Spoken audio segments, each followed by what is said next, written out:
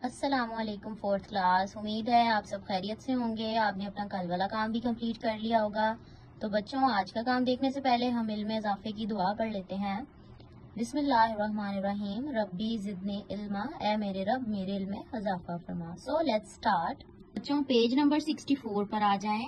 यहाँ से हम डेट लगाएंगे 22/8 की, conduction of heat and electricity. यहाँ से लेकर पेज नंबर 65 पर आ जाएं की टेकवेज तक डेट लगा लें 22/8 की। तो बच्चों, सबसे पहले हमने एसएलओ डिस्कस करना है, understand conduction, distinguish conductors and insulators. आज हमने कंडक्शन के बारे में पढ़ना है और हमने डिफरेंस बताना है कंडक्टर और इंसुलेटर में। बच्चों, कंडक्शन असल में वो अमल होता है जिसमें गर्मी या बिजली किसी चीज से दूसरी चीज में गुजरती है। जैसे कि फॉर एग्जाम्पल, लोहा गर्म होने पर हाथ के पास रखने से गर्मी महसूस होती है। उसके अलावा कॉपर वायर बिजली को आग तक पहुंचाता है। तो आज हम रीडिंग देख लेते हैं। Conduction of heat and electricity. Metals are called good conductors of heat and electricity because they have the ability to pass heat or electricity through them. Metals जो हैं वो धात कहलाती हैं, गुड कंडक्टर्स अच्छे कंडक्टर्स कहलाती हैं। क्यों कहलाती हैं? क्योंकि इनमें से सलाहियत होती है इनमें कि इनमें से हरारत और बिजली गुजर सकती है।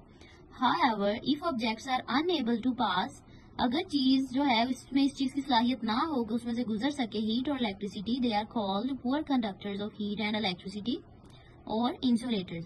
वो चीज जिसके अंदर इस चीज की सलाहियत ना हो कि उसमें से हीट और इलेक्ट्रिसिटी गुजर सके, तो उसको हम पुअर कंडक्टर कहते हैं या इंसुलेटर कहते हैं।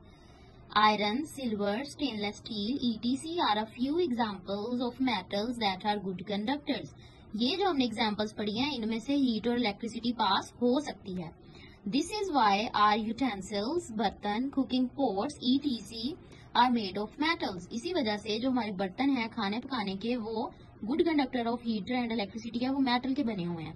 Similarly electric wires are made of metal. Electric wire जो बिजली की तारें हैं वो भी मेटल से बनी है, जैसे कि कॉपर है, because of their ability to conduct electricity, क्योंकि कॉपर में ये सलाहियत है कि वो बिजली उसमें से गुजर सकती है।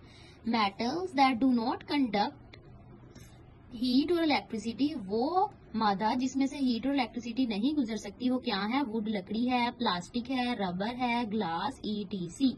ये हमें कंडक्टर्स की एग्जांपल्स नजर आ रही हैं, जैसे सिल्वर, गोल्ड, कॉपर, सी वाटर। इनमें से क्या है?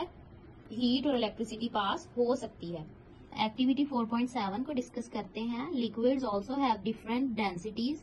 जो लिक्विड हैं उसकी भी डिफरेंट डेंसिटीज होती हैं, मुख्तलिफ कसाफत होती हैं, जो हमने कल भी डिस्कस की थी बोयंसी वाले कंसेप्ट में। Add honey, oil and corn syrup to water to see which of them floats और sinks in water, share your observation with class. उन्होंने कहा है आप लिक्विड की ना डिफरेंट डेंसिटीज है, आपने क्या करना है, पानी लेना है, उसमें हनी डालना है, शहद, ऑयल और कॉर्न सिरप, और देखना है कि इनमें से कौन सी चीज फ्लोट करती है, पानी के ऊपर तैरती है, और सिंक इन वाटर या पानी में डूब जाती है।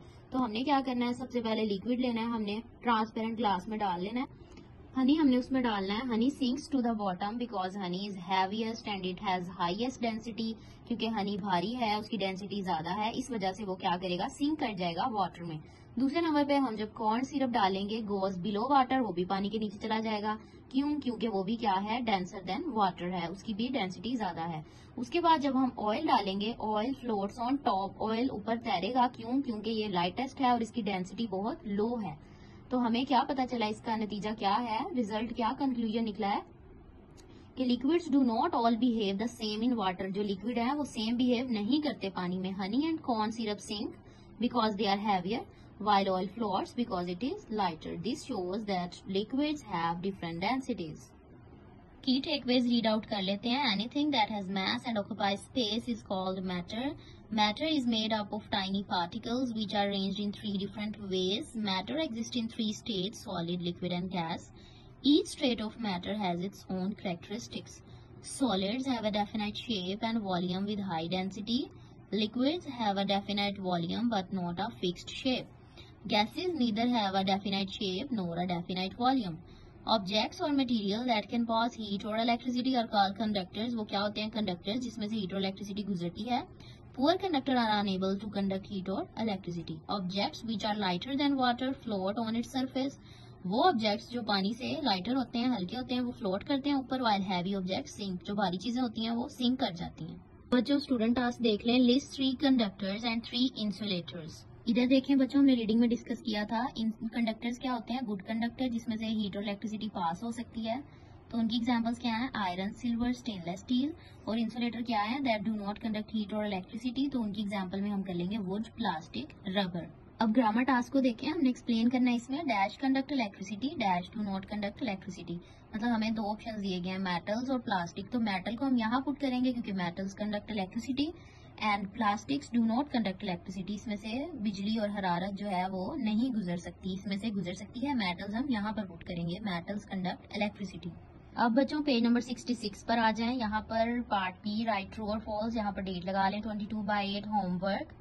First one is matter is all around us. मादा क्या है, सब कुछ जो हमारे इर्द गिर्द है। Yes this is true. Number 2 है there are 5 states of matter. No this is false, there are 3 states of matter. False. In liquids the size of particles is larger than in gases. No ऐसा कुछ भी नहीं है, larger नहीं होता इसका size particles का। This is false. Wood is a good conductor of electricity. This is wrong. Wood is a bad conductor of electricity. It is an insulator. इसमें से बिजली नहीं गुजर सकती। तो this is false. We use metallic pots for cooking because they conduct heat well. हम metallic pots क्यों use करते हैं, क्योंकि इसमें से हरारत गुजरती है। तो ये ट्रू है। उम्मीद है आपको समझ आ गई होगी। अपना ख्याल रखिएगा। फी अमान अल्लाह।